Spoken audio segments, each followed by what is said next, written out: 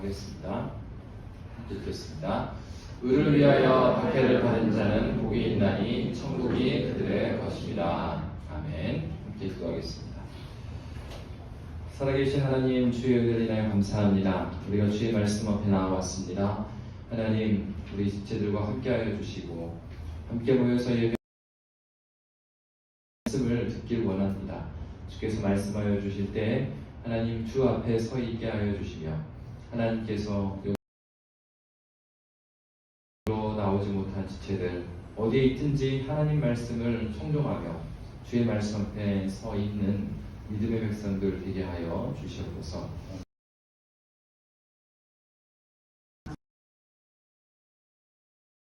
이제 팔복의 마지막 받은 자는 그런 사람들에게 어떤 복을 주신다고 했습니까? 그것이 바로 천국이 그들의 것입니다 라고 했습니다. 그래서 그리스도인들이 되면 왜 박해를 받는가? 그거는 지난 시간에 우리가 살펴본 것처럼 박해를 받는 이유는 그가 하나님 나라의 질서를 따를 수밖에 없는 그 존재 자체가 변화된 것이죠. 그래서 이제는 과거처럼 살 수가 없는 사람이 되었기 때문에 이 세상의 원리와 이 세상의 없는 것이죠. 바로 거기에서부터 그는 박해를 받는 삶을 살게 된다라고 했습니다. 그러나 오늘 본문에 나와 있는 이러이러한 자는 복이 있다라고 했을 때 이 복이라는 것은 우리가 팔복의 처음에 다뤘던 것처럼 이 복이라는 마카리오스라는 단어는 어떤 그 물리적이고 세상적인 기준의 어떤 복의 의미가 아닙니다. 이것은 영적이고 의미를 가지고 있는 복이죠. 그래서 이 복을 해석할 때 그 마지막 절에 10절에 천국이 그들의 것이다 라고 했을 때도 우리가 이제 물리적으로 또 세속적으로 해석할 것이 아니라 천국이 그들의 것임이라는 그 말씀도 마찬가지로 신령한 의미가 무엇인지를 살펴 우리가 그 천국이 그들의 것임이라고 했는데 그러면 천국이 무엇인지를 알아야 그 복이 무엇을 의미하는지를 알 수 있을 것입니다. 천국 얘기입니다. 왜냐하면 팔복의 첫 번째 복하고 마지막 8번째 복은 둘 다 천국이 그들의 것이다 라는 말씀이기 때문이죠. 그래서 이 구성은 그렇게 되어 있습니다. 첫 번째 복과 8번째 복이 천국이 이러이러한 사람들의 것입니다 라고 했고, 그러면 천국의 그 특징이 뭐냐? 그것이 바로 두 번째부터 7번째 복의 내용이 천국 백성의 특징이다, 하나님 나라의 특징임을 보여주는 것입니다. 그래서 우리가 이미 살펴본 것처럼 위로를 받는 것, 모든 이 인생을 살아가다 보면 죄악으로 우리가 살아가잖아요. 그런데 그런 죄의 장막을 거두어서 하나님의 얼굴빛을 비춰주는 그런 위로함을 경험하게 되는 것, 그걸 누리는 것, 그것이 천국이에요. 그리고 땅을 기업으로 받는다, 그것은 바로 풍성한 어떠한 그것, 하나님의 어떠함을 풍성하게 상속받는 것, 바로 그것이 천국이고요. 그리고 네 번째 복은 하나님이 주신 얻게 될 것이다. 결국 다시 말하면 복 대신 하나님으로 충만함을 경험하는 것. 그래서 하나님 당신으로 만족하며 살아가는 것이죠. 그리고 5번째 복은 무엇이었습니까? 긍휼이었습니다. 그러니까 더 이상 이 땅에 있는 불행을 경험하지 아니하고 오히려 나의 불행을 불행으로 해석하는 것이 아니라 하나님 충만함으로 해석하면서 하나님의 충만함이 있지 않는 그들을 향하여서 긍휼히 여길 수 있는 것, 바로 그것이 천국대 백성의 특징이라고 하였습니다. 그리고 6번째는 하나님을 본다. 다시 말하면 하나님의 인재의 충만함으로 하나님과 깊은 교제 가운데 있는 것이죠. 그리고 하나님의 아들이라 불림을 받는다. 아들은 상속을 받는 것입니다. 다시 말하면 하나님의 성품과 그의 영광에 깊이 참여하는 그런 은혜를 경험한다는 것입니다. 바로 그것이 천국 백성의 특징이에요.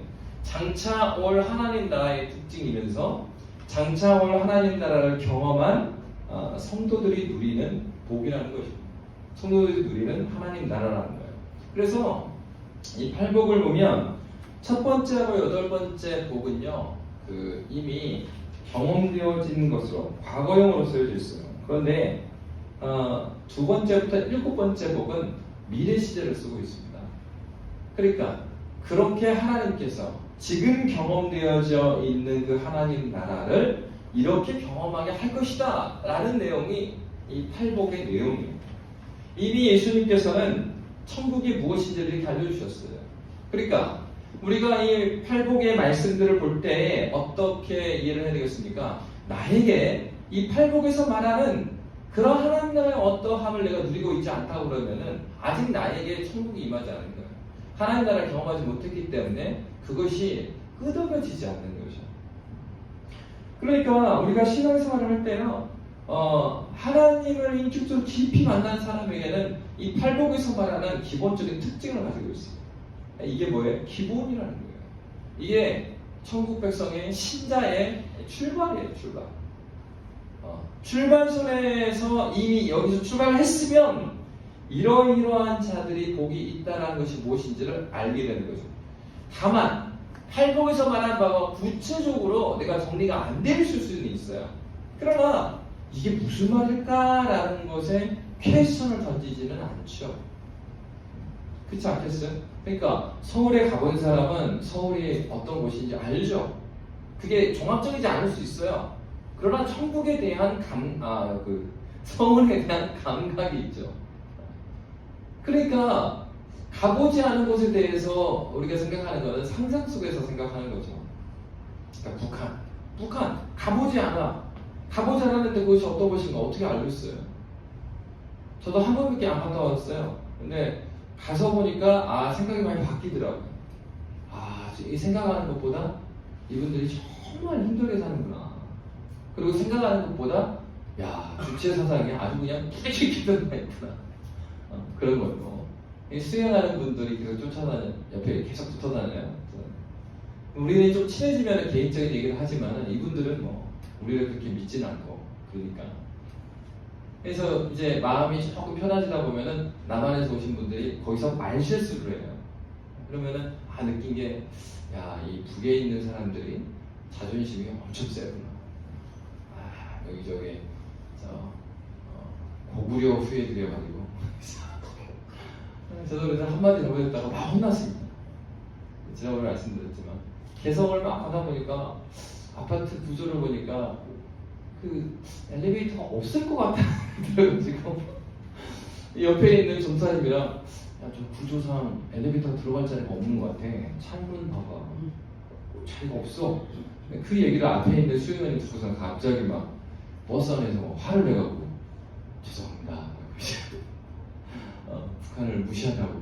엘리베이터 다 있다고. 그래.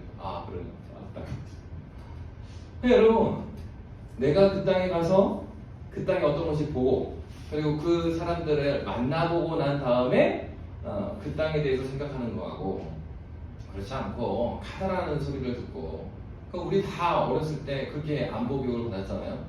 그 또리 장군에 보면은 북한군은 뿔이 달렸어요. 여기 머리. 사람이 아니야. 네. 아이들 어렸을 때부터 TV에서 보여줬던 만화 자체가 공산주의는 인간이 아니다 이렇게 가르쳤단 말이에요. 아이들 어렸을 때의 그림이 북한군은 뿔이 달렸고 늑대같이 생겼고 국군은 아주 정의롭고 성우도 달라요. 그래서 국군 목소리는 목소리가 아주 멋있죠. 근데 이제 또리 장군께 나올 때 그 별 딱지 붙은 모자 늑대 모습 목소리도 무섭고. 여러분, 우리가 하나님 나라의 어떠함을 안다라는 것은 그거예요. 이게 팔복에서 예수님께서 말씀하시는 내용들이 낯선 내용이 아니라 내가 경험했던 내용이구나. 그리고 내가 알고 있으나 과거에는 알았고 지금 은혜가 떨어져 갖고 그것을 현재적으로 경험하지 못하는 내용이라는 것을 아는 거죠. 그러니까 이 천국은 다른 것이 아닙니다. 하나님 나라의 그 어떠함을 이미 우리가 경험한 거예요. 신장. 그래서 그때 또 이제 성경에서 보면 어떻게 말하고 있습니까? 그렇게 하나님 나라를 경험했다고 말하는데 또 뭐라고 하냐면 너희 구원을 이루라 이렇게 말하거나 또 마지막 하나님 나라 새하늘과 새 땅을 기다리라고 소망하라고 그래요. 그러니까 이 천국이라는 것은 어떻습니까? 천국은 팔복에서 말하는 그러한 나라죠. 위로의 나라고 애통하는 나라, 긍휼이 있는 나라, 위로가 있는 그런 나라죠. 그런데 그 나라가 언제 올 것이냐에 대한 문제는 이 하나님 나라가 현재 이미 이루어졌다라는 것과 그리고 장차 또 완성되어질 것이라는 이 두 가지, 이것을 하나님 나라의 현재성과 하나님 나라의 미래성이라고 합니다. 예수님께서 이 땅에 오심으로 말미암아서 하나님 나라 이미 시작되었습니다. 그리고 예수님께서 십자가에서 이 죄와 사망의 권세를 무너뜨리셨어요. 그러니까 이미 예수께서 승리하신 거예요. 그렇기 때문에 하나님 나라는 예수 그리스도께서 이 땅에 오심으로 말미암아 이미 시작되었습니다. 시작됐어요. 다만 그러면은 하나님 나라 시작되었는데 아니 목사님 제가 볼 때는 이게 하나님 나라인가요? 그렇잖아요. 사는 게 이렇게 힘들어 죽겠는데 천국이 계속해서 힘든 거라면 그 천국을 왜 가야 되냐 이 말이에요. 사는 게 막 즐겁고 기쁩니까? 그럼 너무 좋겠죠. 그런데 항상 그렇지 않고 어려울 때가 있고 고난할 때가 있는데 그러면 천국이 시작됐다는데 나한테만 시작이 안 된 건가? 그러면 이것은 이렇습니다. 마치 우리나라의 역사에서도 보면 6.25는 이미 끝난 거예요. 전쟁은 끝났어요. 휴전 협정을 맺어버렸어요. 전쟁이 끝난 건 아니죠. 휴전이 된 거죠. 그래갖고 이제 그 전쟁을 잠깐 쉽시다 그랬는데 문제는 이 막 지리산까지 깊숙이 들어갔던 이 이제 그 북한군이라든가 이런 사람들이 못 돌아간 사람이 있는 거예요. 이런 사람은 어떻게 했습니까? 지금 마지막까지 남아 있어가지고 끝까지 그 투쟁을 하는 거예요. 그래서 그 남한을 남조선을 해방시키기 위해서 다 올라갔는데 자기들끼리 남아가지고 계속해서 그러면 어떻게 해요? 이제 국군이 나머지 그 북한군들을 다 소탕하는 작전을 수행하게 되는 거 아니겠습니까? 그러니까 이런 거예요, 이런 거. 전쟁은 이제 끝났어요. 그리스도 예수께서 이미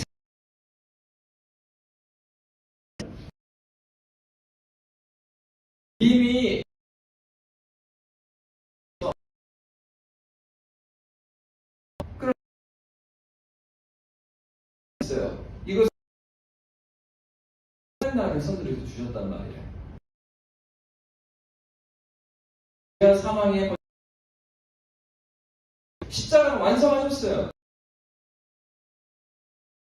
인격적인 하나님께서 주입식으로 믿지 않으면 너 죽일 그가 고개를 주고 있으신 거예요. 그러니까 이 시간에 사단이 가만히 있지 않죠. 자신의 편에 두게 하려고 몸부림치며 이 세상의 사상의 도움을 줘서 그래서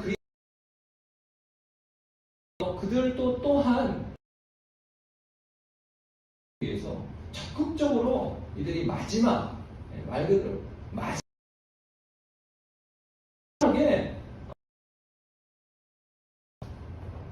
그렇기 때문에 궁극적으로 우리가 그리스도 예수로 말미암아 새로운 삶을 살 이유가 없는 것이 바로 이것 때문에 소개는 거예요. 예전에 그 동막골이라는 그 영향을 보면은 하도 이 깊은 산 속에 있는 동네니까 모르는 거예요. 그죠? 해방됐는지 모르는 거예요. 실제로 그랬답니다. 제2차 세계대전에 이제 태평양에 있는 한 섬에 그 일본군이 들어가 있었어요. 그 일본군이 들어가 있었는데 이제 막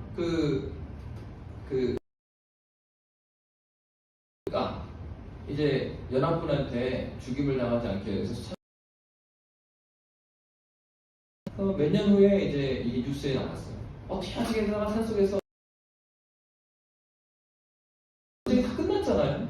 그래서 2차 대전 다 끝나가지고 그랬는데 나중에 어떤 사람이 발견했어요. 입은 사람이 산속에서 정말 이렇게 막 그 나무 뿌리 캐먹고 그런 걸 발견한 거예요. 말이 또 안 통하니까 그 일본말을 쓰니까 나중에 보니까 이분을 다시 다 이렇게 해갖고 본국으로 송환을 했는데 사연을 들어보니까 자신은 계속해서 전쟁이 끝나지 않는 걸로 알고 있었고 부대는 싸우다가 거의 전멸을 당했고 자기하고 몇 명 살아남았는데 그 섬에서 소식 들을 이유가 없잖아요. 누가 소식을 전해 산에 있는 사람들한테. 그러니까 나가면 연합군한테 총 맞아 죽을까봐 내려가지도 못하고 거기서 막 살아낸 거예요, 몇 년을. 그러다가 동료 몇 명은 죽고 남아있는 사람이 자기 혼자 살았던 거예요. 여러분, 이미 전쟁이 끝나갖고 자신이 이제 죽지 않아도 돼요. 아무리 전쟁을 일으켰던 나라의 군인이었지만 자기 나라 돌아가면 된단 말이에요. 근데 뭘 몰라요? 이 전쟁이 이미 패전했고 그 다음에 연합군이 승리했고 이제는 평화의 시대가 온 것 자체를 모르는 거예요.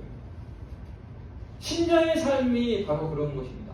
신자의 삶이라는 것은 이미 그리스도 천국에 보계신 그분이 바로 내 안에 계심을 경험하고 그곳으로 안전함을 느끼는 사람이에요. 그런데 전쟁이 안 끝난 줄 알고 있어요. 그리고 이미 이게 저버린 싸움이라고 알고 있어요. 뭐 때문에? 그 눈에 보이는 일들 때문에. 그 숲에 있던 그 일본군 군인이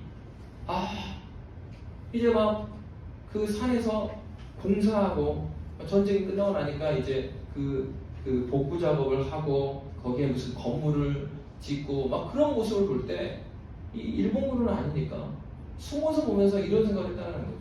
와, 이 진짜로 더 깊숙이 들어야 되겠구나.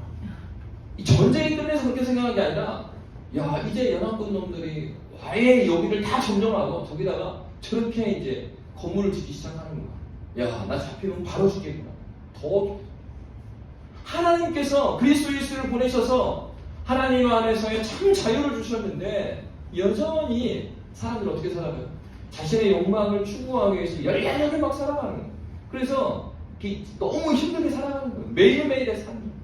하나님께서 참 자유를 주셨어요. 그렇게 살지 아니하여도 하나님 나라에서 풍성이 무엇인지를 알기 때문에 주셨는데 그것이 무엇인지를 모르니까 자신이 세워놓은 계획, 왜요? 불안하니까. 내가 이 나이 때 이거 해놓지 않으면 여기까지 가지 않아야 하면 죽을 것 같고 내가 산자락에 요만큼 내려가 있었는데 더 깊숙이 들어가지 않으면 내 인생이 안전하지 않을 것 같아. 마찬가지 아니에요? 내 인생을 살아가는데 이 나이 때는 이 정도의 평소에 아파트는 있어야 되고 이 정도의 차는 있어야 되고 이 정도의 통장에 현금은 있어야 되는데 그렇지 않은 거예요. 불안해. 그러니까 어떻게 해? 막 가진 예를 쓰는 거예요. 여러분, 돈이 중요하지 않은 게 중요해요. 먹고 사는 문제가 굉장히 중요한 일이죠. 그러나 먹고 사는 문제가 우리의 평안과 그리고 우리의 마음 가운데 안식을 줄 수 있지 않죠. 100마디 말을 해도 이 말이 무엇인지가 해결이 안 되는 거예요. 어떤 사람에게 하나님 나라를 현재적으로 경험하지 못한 사람에게는 그 말이 그 말 같아요. 목사님 하는 얘기고 그 말이 그 말이고 성경 그 말이 그 말이잖아. 그게 천국 가자는 얘기 아니야. 그러니 그렇죠. 묻고 싶은 거예요. 천국 가자 이거예요. 그러면 하나님 나라를 지금 경험했냐 이 말이에요. 하나님 나라를 경험했냐. 하나님 나라는 먼 미래에 있는 것이지만 또 지금 여기 있는 거예요. 바리새인들이 옳습니다. 하나님 나라가 어디 있습니까? 당신이 하나님 나라 얘기를 계속해서 하니까 예수님께 질문했어요. 하나님 나라는 여기 있다 저기 있다고도 못할 것이다. 하나님 나라는 너희 가운데 있다. 너희 가운데 누가 있었어요? 예수님이 계셨어요. 바리새인한테 그 본문이 너희 안에 있다라고 번역되어 있거든요. 근데 보세요. 바리새인들 너희 안에 있다라고 해석했겠어요? 예수님께서 마태복음 마지막 장에 가면은 이 화 있을진저 외식하는 자들아 너희들만 지옥에 떨어지는 것이 아니고 천국에 가려는 자들까지 지옥으로 끌어가는구나. 누구한테요? 바리새인과 서기관한테 그렇게 말씀하셨는데 너희 안에 너희 마음속에 천국이 있다라고 말씀하셨겠냐고요. 그 본문은 이 에이스라는 단어 자체가 해석이 두 가지가 가능해요. 안에 또는 너희 가운데 among us. 예를 들어서 오락기 among us. 우리 가운데. 그러니까 예수님께서 답을 말해준 거예요. 바리새인들한테 당신이 온다는 하나님 나라 언제 옵니까? 그렇게 물으니까 하나님 나라는 여기 있다 저기 있다도 못한다. 하나님 나라는 너희 가운데 있다. 바리새인들 가운데 누가 계시니까? 예수님 당신이 계시는 것이 천국이다. 천국이 이미 와 있는데 너 못 알아보고 있잖아. 그 얘기하는 거죠. 천국이 이미 이 땅까지 왔어요. 천국 복음이 이미 증거됐고 여러분의 삶에는 와 있는데 그건 모르는 거예요. 그렇기 때문에 천국은요 곧 예수님입니다. 천국은 하나님 자신이에요. 그래서 이 천국이 그들의 것입니다라는 얘기는 이렇게 의를 위하여 하나님의 의를 위하여 박해를 받는 신자의 삶, 하나님 나라를 위해서 치열하게 살아가는 그들의 삶 가운데 이미 와 있다는 것입니다. 그러면 천국에는 계시록의 말씀에 보면 애통함도 없고 고통도 없고 막 그러는데 아니 나의 삶에는 왜 이렇게 애통함이 많고 고통이 많은가? 바로 하나님께서는 이 땅에서의 그렇게 박해를 받는 하나님의 뜻 때문에 박해를 받는 그들에게 천국이 그들의 것입니다 라는 얘기는 바로 하나님 나라의 천재적인 하나님 나라가 무엇이라고요? 하나님 자신이라고 했잖아요. 예수님 자신이라고 했잖아요. 그 복됨이 예수님 자신을 아는 것이 무엇인지를 이 땅 가운데서 알게 해주시는 거예요. 어떻게 해요? 그 박해 가운데서. 여러분 그래서 어떻습니까? 우리가 살아갈 때도 경험하게 되는 것은 부모님이 어린 시절에 그런 얘기를 하죠. 아빠 이거는 뭐가 어떻게 물어봐요? 어떤 것은 대답해주면 어떻게 대답하지 않아요. 그러면서 뭐라고 말씀하시냐면 너도 어른 되면 알 거야. 그럼 또 어떤 것을 막 물어보면 이렇게 하죠. 너도 네 자식 새끼 키워보면 알 거야. 간접적으로 야 부모는 이런 거란다. 부모의 마음이 이런 거야. 말해줘도요. 자기가 자기 자식 새끼 낳아보지 않고는 몰라요. 그 말이 무슨 말인지. 아무리 목사라 하더라도 내 자녀가 20대가 되고 내 자녀를 결혼 보내보지 않고는 그 마음이 뭔지 모르죠. 간접적으로는 알 수 있어요. 수백 명의 성도를 만나고 주례도 많이 하고 장례도 많이 하고 많은 경험들을 간접적으로 경험하고 그 얘기를 성도들의 아픔을 들어보고 그렇게 알지만 그 아는 거하고 내가 직접 내 가족의 죽음을 직면하게 되는 것과 그리고 내 자녀를 결혼 출가시켜보는 거 그거하고 같을 수 있겠습니까? 그거는 다른 것이죠. 바로 이 말입니다. 박해 가운데서도 여전히 하나님의 부르심 예수 때문에 받는 그 핍박을 부끄러워하지 아니하고 그 길을 걸어가면서 여전히 하나님 나라의 소망을 꿈꾸면서 걸어가는 그 사람은 무엇을 경험하게 됩니까? 이것을 예수 때문에 받는 박해를 받지 않아본 사람들은 알지 못하는 하나님 나라의 위로 그리고 하나님이 얼마나 나를 긍휼히 여기셨냐 하는 하나님 아버지의 그 마음 이런 걸 알 수가 없죠. 그게 여러분 어떻게 했습니까? 여러분 사실 이런 면에서는 하나님은 공평하신 하나님이에요. 어떤 분들은 그렇게 얘기하고 야 목사님은 목사님 가정에 살아서 너무 좋았겠습니다. 어떤 면이 좋았겠어요? 어릴 때부터 제가 싫어도 복음을 들어야 되는 환경 가운데 있는 거 얼마나 감사한 일입니까? 가정에서 어머니가 아버지가 예배 인도하고 그리고 하나님 말씀 이거니까 우리가 가자고 했을 때 그 반대하는 사람 없고 그런 거 너무 좋은 것이죠. 그러니까 그런 것이 너무 좋아요. 그런데 그렇다고 해서 목사 자녀들이 정말 다 신앙생활을 잘하고 하나님을 더 많이 알아가는 것입니까? 아니에요.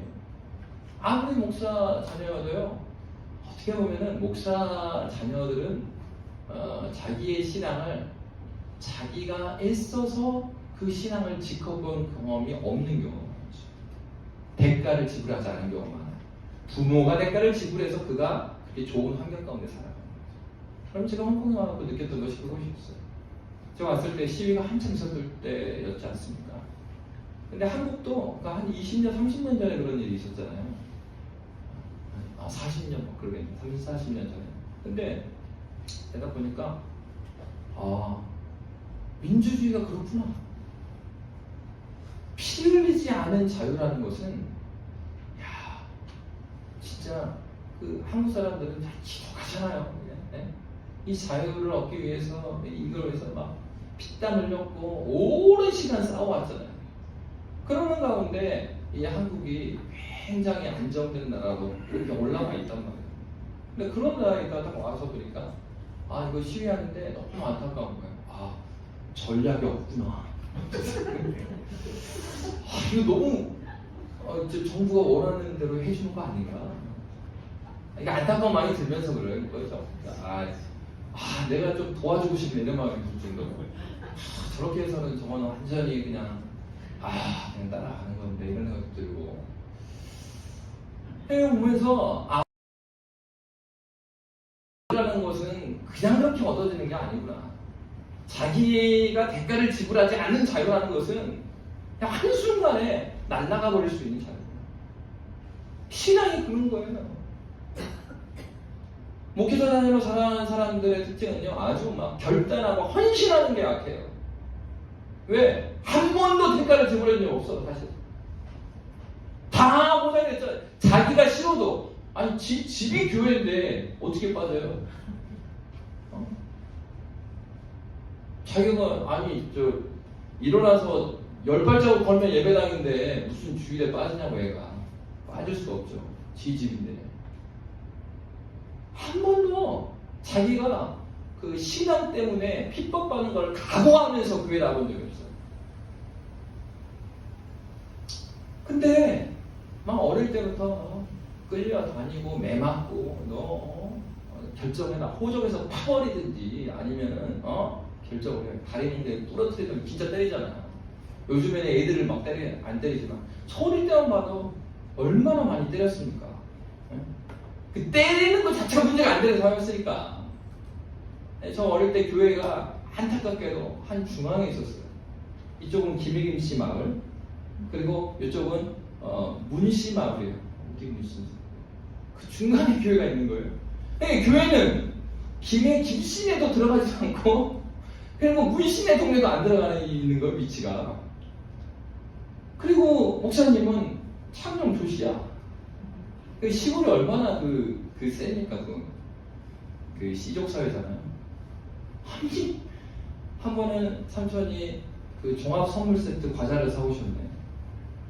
그래가지고 교회에서 경우에 그런 거 생기면은 나가 먹어라. 그래가지고 그래서 이제 과자를 들고 문씨 마을에 있는 친구를 향해서 막 뛰어갔어요. 야 얘들아 맛있는 거를 이렇게 막 하는데 갑자기 동네 어귀를 딱 가니까 고등학교 형들이 야, 너 이리 와봐, 이리 와봐. 말도 안 되고 머리를 팍 때려. 이놈이 인사를 안 하네. 너 누구야? 그런 시대였단 말이에요. 나는 착하게 과자를 나눠 먹으러 왔는데 이게 맞는 거예요. 그런 이 동네에 살던 그런 문화. 여러분, 이 한국 사회가 굉장히 발달해 왔는데 무엇입니까? 많은 대가가 지불이 돼서 이 자유가 왔어요. 신앙도 그러한 시골에서 신앙생활을 했던 분들은 어떤 경우가 많았냐면 전도하다 보면 그런 경우가 많았어요. 부모님 그냥 이제 저기 저쪽 동네 있잖아 문시마을에 누가 교회를 너무 안 하고 싶은데 집안에서 허락 안 해준대. 집안은 남편이 아니에요. 동네. 왕따를 당하는 거예요. 마음은 나가고 싶지만 어르신들 때문에 못 나가는 경우가 많죠.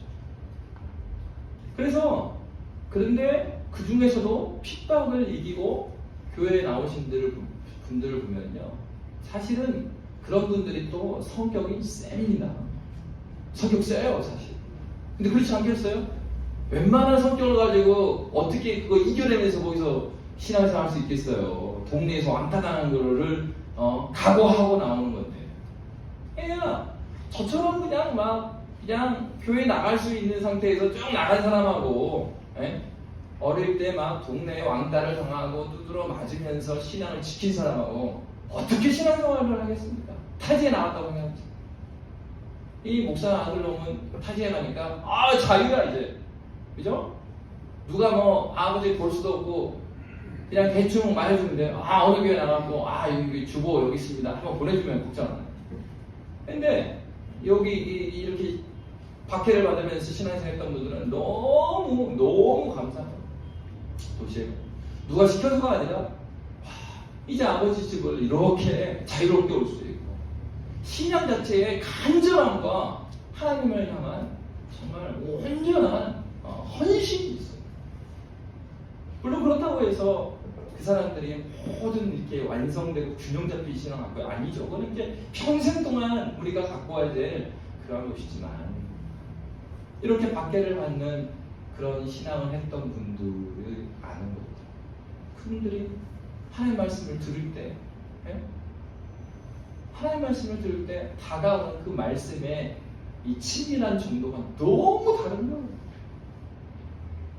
목사님이 저는 앉아갖고 언제 끝나? 이 정도 되면 결론으로 갈 시간이 됐는데 오늘 아버지가 삐를 받았네 이거야. 좀 빨리 끝내주십시오. 근데 이게 매를 맞으면서 각오하고 오신 분은 이 예배 시간이 끝나지 않았으면 좋겠다. 이 하나님과의 이때가 아니면 하나님께 나아갈 시간이 아무도 없는 거예요. 집에서 어떻게 합니까? 시어머니가 감시하고 있고 남편이 감시하고 있고 시골에서 남편이 무슨 출근을 합니까? 하루 종일 같이 있는데 어떻게 살아가요? 일주일 내내 감시 가운데 살아가는 거예요. 왜? 예수 믿는 것 때문에. 여러분, 우리에게 있는 이 신앙이라는 것은 그렇게 수많은 이 조선 땅의 신앙의 선조들이 핍박을 받아가며 피를 흘려가면서 그러면서 이 교회가 세워진 것입니다. 여러분, 한국 교회는 굉장히 복을 받은 교회예요. 이런 면에서. 왜 그렇습니까? 선교 초기에 아시아권에 있는 많은 나라는요, 서구 열강의 그 제국주의 시대에 그 선교가 함께 들어가는. 근데 이 선교사들이 조선에 들어왔는데 조선 땅에 들어와 보니까 이미 성경이 번역이 돼 있었어요. 우리나라의 서북 지역, 그러니까 이제 평양이나 그쪽 지역 있잖아요. 이미 조선 후기 때 이 서북 지역 사람들이 청나라에 많이 왕래를 했습니다. 그러면서 그들이 청나라의 문물을 접하면서 거기서 복음을 접하게 돼요. 일찍 선교사들을 이렇게 청나라에서 만나게 돼요. 그러면서 이 서민부터 복음을 받았던 게 아니고요, 양반 그룹부터 이 청나라에 유학 갔던 사람들, 그리고 그곳에서 외국 사람들 만났던 사람들부터 성경을 공부하기 시작합니다. 그래서요, 성경이 선교사가 들어오기 전에 번역된 나라가 조선이에요.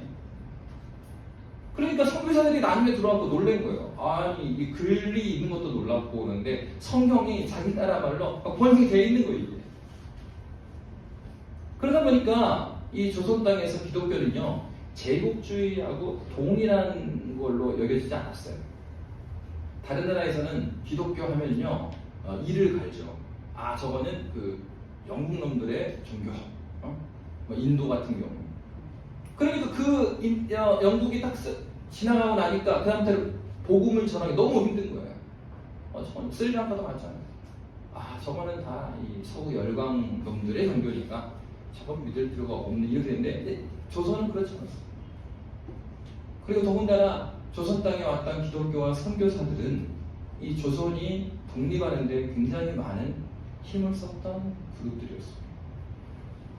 서구에서 다른 나라의 기독교 전례하고 굉장히 달라요. 다른 나라는 기독교를 이용해서 이 제국주의들이 그 나라를 삼키려고 사용을 했는데 우리나라의 역사에서는요, 이 일본의 그러한 침략에 대항하는데 서구의 선교사들이 많이 도움을 줬어요.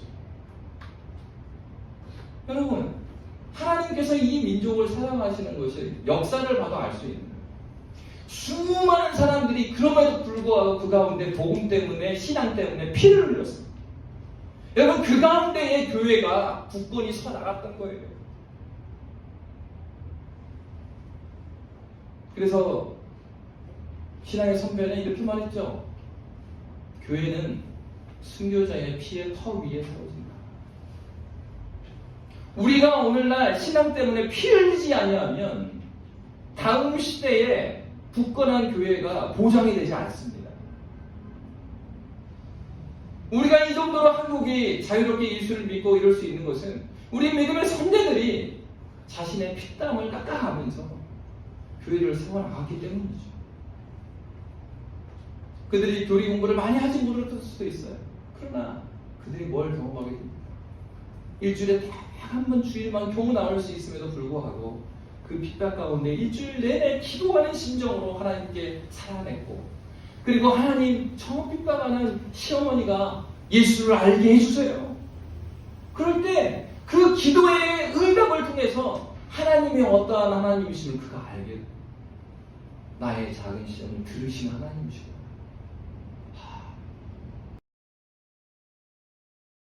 에서 하나님께서 알려주시는 하나님을 경험적으로 알게 된 거예요. 여러분, 그렇습니다. 하나님께서 부르심의 이 소명을 따라 하나님께서 부르신 현장에서 하나님의 사명대로 참된 신자로 살아가는 그 사람에게 보장되어 있는 것은, 그러한 삶을 살아가지 않는 사람이 경험할 수 없는 하나님의 어떠하심을 풍성하게 알게 해주시는 거예요.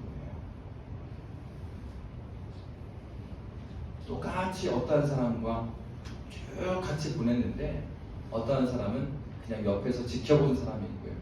그리고 어떠한 사람은 그 일에 함께 고통받고 함께 경험해서 그 터널을 통과한 사람이 있어요.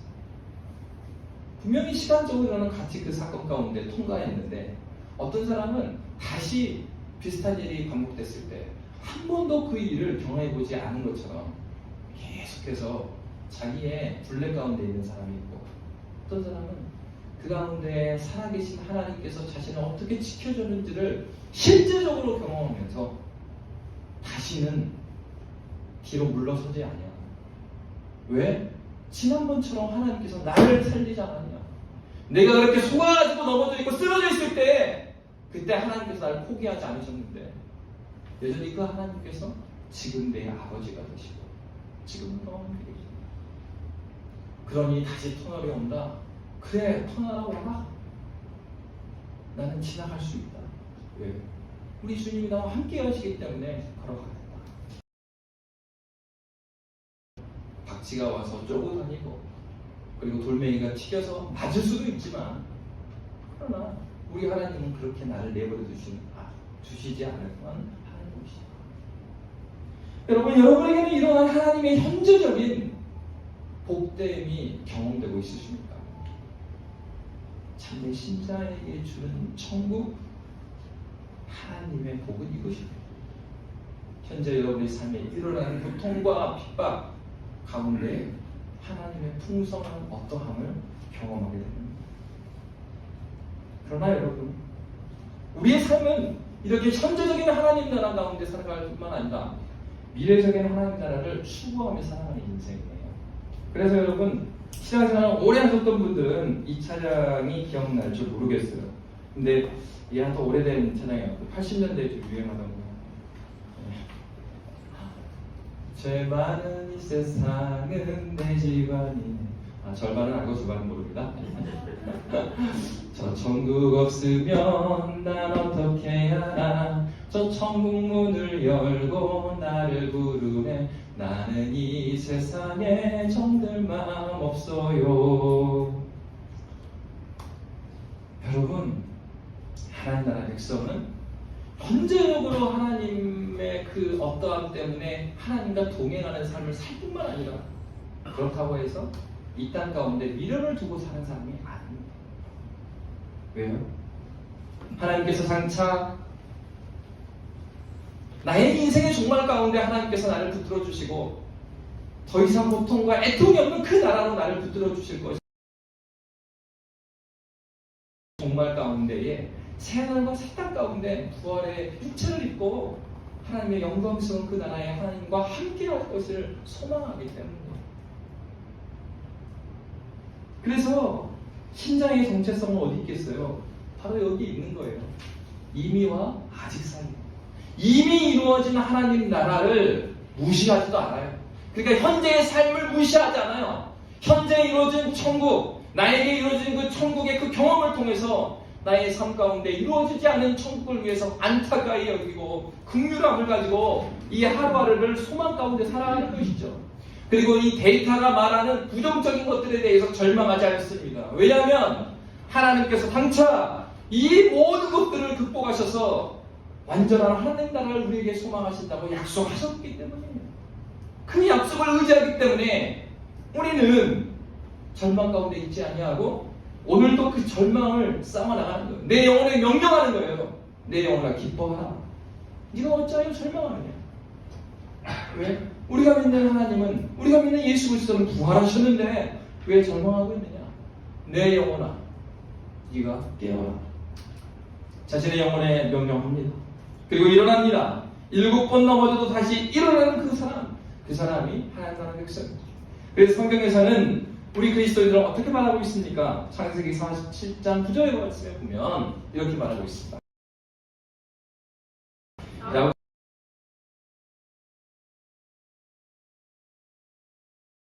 내가 얼마 못되니 우리 조상의 나그네 길의 연주에 미치지 못하나 험악한 세월을 보내었나이다.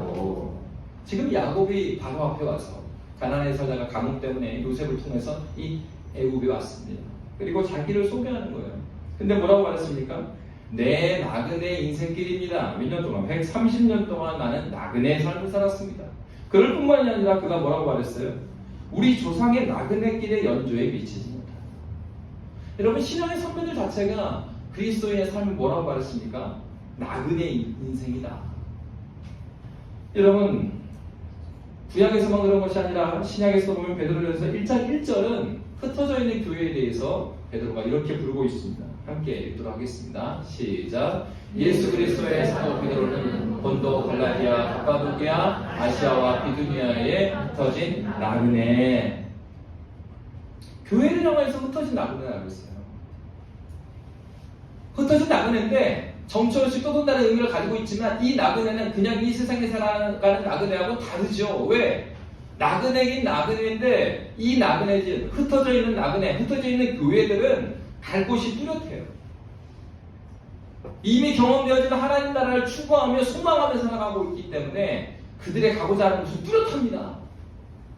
여러 교회가 있어요. 홍콩 땅에도 많은 교회가 있어요. 그리고 한국에도 교회가 있어요. 그러나 이 모든 교회들, 복음적인 교회, 예수 그리스도를 나의 구주 나의 하나님으로 모시고 삼위일체 하나님을 믿으며 그리고 믿음으로 의롭게 여김을 믿는 이 복음적인 교회들이 추구하는 그 하나님 나라가 동일하다 이 말이에요.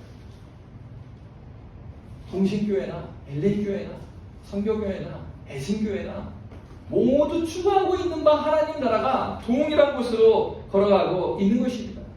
우리의 정체성은 흩어진 나그네예요. 그렇기 때문에 우리의 정체성이 때로는 우리가 이 땅에 머무르며 살아가지 않는 것이 우리 정체성입니다. 이 땅을 살기 위해서 무엇을 쌓아놓는 것이 아니죠. 그렇기 때문에 우리는 이렇게 생각해야 돼요. 우리는 언제라도 떠날 수 있는 사람이다. 그 얘기는 내가 떠난다는 얘기가 아니죠. 내가 하나님께서 말씀하시면 언제라도 떠날 수 있다. 그 얘기는 현재적인 의무를 내가 다하지 않겠다는 얘기겠어요? 아니에요.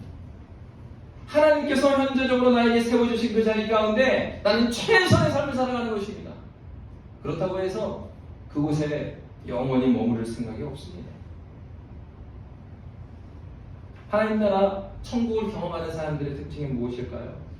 하나님께서 말씀하시면 네, 가겠습니다. 하나님께서 말씀하시면 네, 가겠습니다. 어디든지 가겠습니다. 하나님께서 말씀하시면 네, 가겠습니다. 어디든지 가겠습니다. 죽는 데까지라도 가겠습니다. 이렇게 고백할 수 있는 사람들이 하나님 나라의 천국을 경험한 사람들의 고백입니다.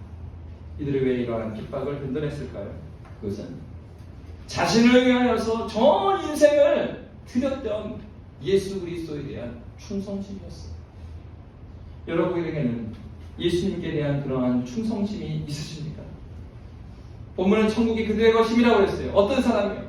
하나님께서 부르신 자리에 예수 그리스도를 경험하고 그리고 하나님께서 보내신 그 자리에서 하나님의 사명을 잃어보지 아니하고 하나님 앞에 서서 걸어가는 그 사람. 그 사람. 그들에게 이 천국이 되는 거죠. 그러한 삶을 살지 않는 자에게는 같은 터널을 지나가지만 하나님의 어떠함을 경험할 수가 없습니다. 찬송가 중에 저 장미꽃 위에 있을 이 찬양이 있어요.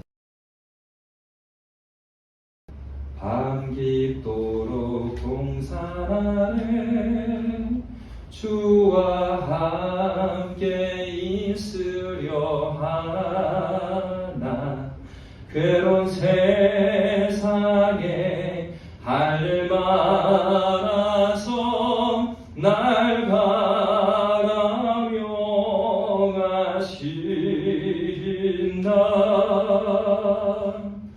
주님 나와 동행을 하면서 나를 친구 삼으셨네.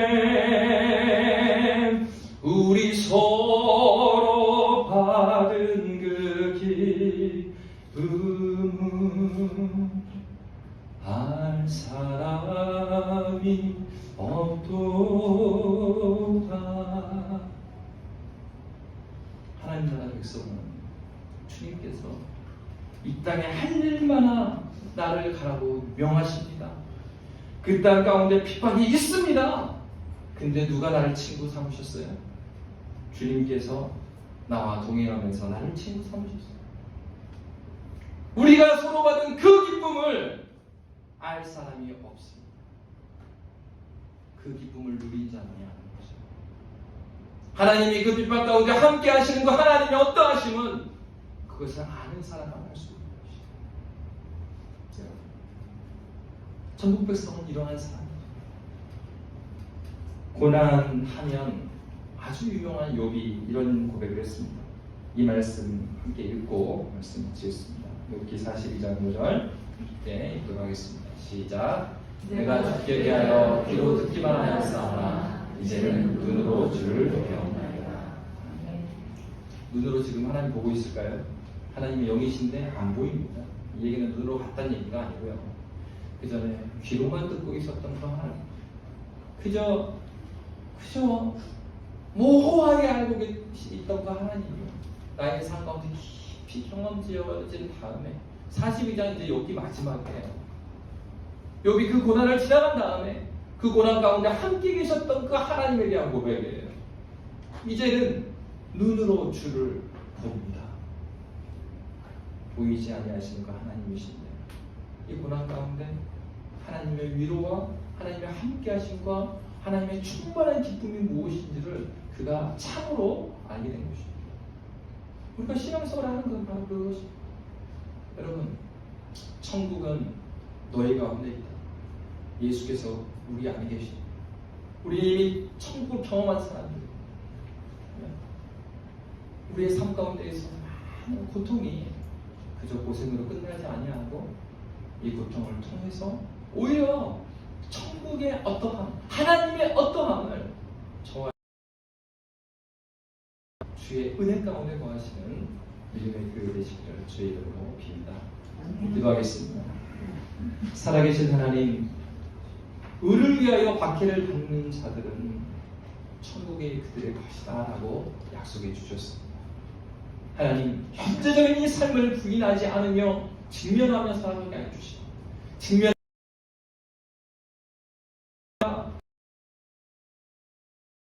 그래서 우리를